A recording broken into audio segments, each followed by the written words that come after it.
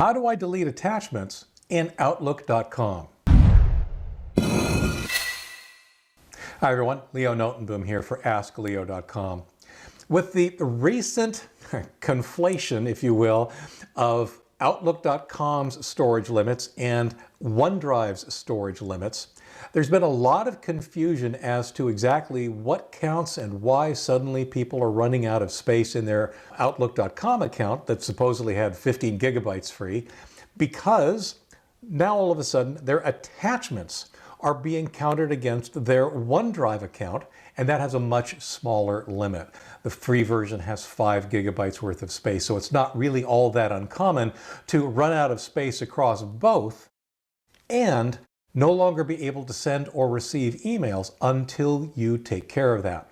Now, unfortunately, what most people want to do is to delete the attachment, presumably an attachment that's been downloaded for safety, and then leave the email, the body of the email that had that attachment, in outlook.com.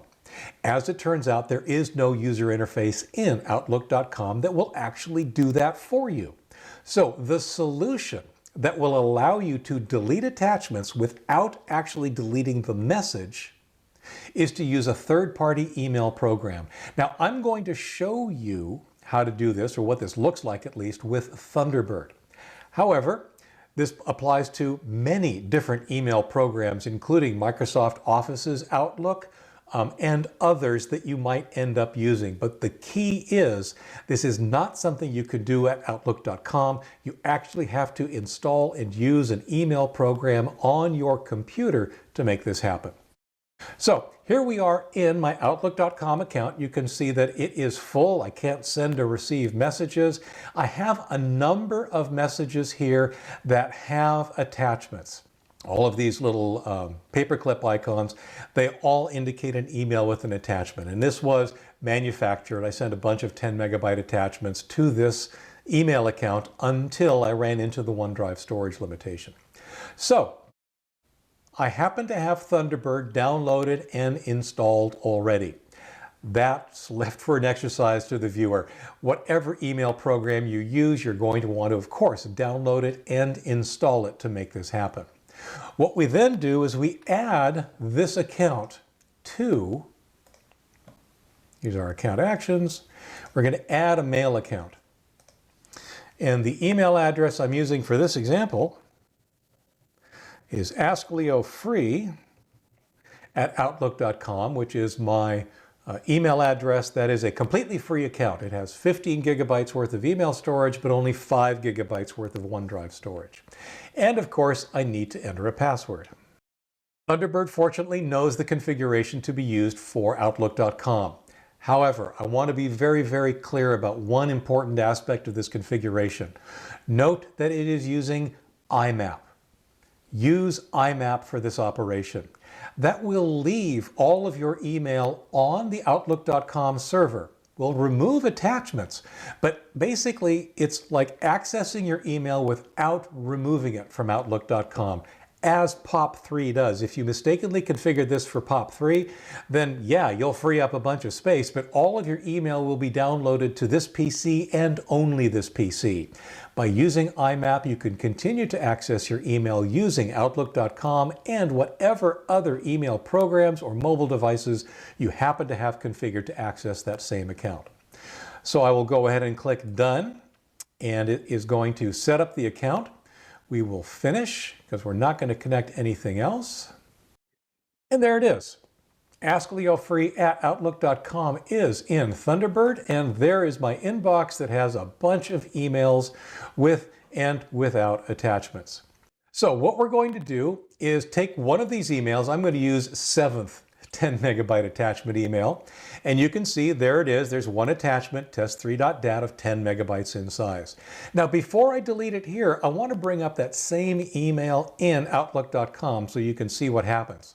So in outlook.com, there is 7th 10 megabyte attachment, and there it is. There's the attachment. It's 10 megabytes in size. That's what you would see in outlook.com. This is where you can't delete it, but Thunderbird is where you can. Down here at the bottom where it says the attachment, Over on the far, far right is a button to save. But there's also a drop-down that lets you delete the attachment. Now, deleting the attachment cannot be undone. Be careful. Make sure you really want to delete it. Usually you'll want to download it and save it somewhere. I've done that. So we're going to go ahead and delete it. Now, what's interesting about this scenario is that there is still this reference to an attachment. And there's still some, I'll call it metadata about the attachment that is still present in the email in Thunderbird. What's happened, though, is back in outlook.com, you can see that the attachment still kind of sort of shows there, but it says deleted test3.dat. That tells you there was an attachment with this message, but it has been deleted. And most importantly, rather than being 10 megabytes in size, it's now 784 bytes in size, significantly smaller, and it's taking up a lot less space. Now we can repeat that a time or two. I'll do it with the 8th one. And we'll do it with the 9th one. Oh, 9th one doesn't have one right now. There it is. We'll go ahead and delete that one too. So we've deleted 30 megabytes worth of attachment. In theory, that should have brought us under the limit. Let's go ahead and have a look. Your storage is full. Okay, we'll go ahead and refresh the page. Your storage is 99% full. They're warning us because we're getting close, but we've made the change. Now, one of the important things to realize here is that sometimes this information isn't quite updated in real time. By that I mean, you'll see the attachment disappear, but the calculations that tell you how much of your disk space or how much of your OneDrive space is being used may take a little while to get updated. But this is what it takes to do what you've been asking for. The ability to delete an attachment without actually deleting the mail means you need to use a third-party tool. My example has been Thunderbird. If you don't have an email program of choice yourself, give Thunderbird a try. If you do, make sure that it has the ability to delete attachments without deleting email. Most do, but especially after seeing that outlook.com's interface does not, it's something that's worth checking out before you download, install, and configure the program that ultimately then wouldn't be able to solve the problem. I hope that's helpful. I hope that gets you working again. For comments, for updates, for links related to this topic and more, visit askleo.com/156096. I'm Leo Notenboom, and this is askleo.com. Thanks for watching.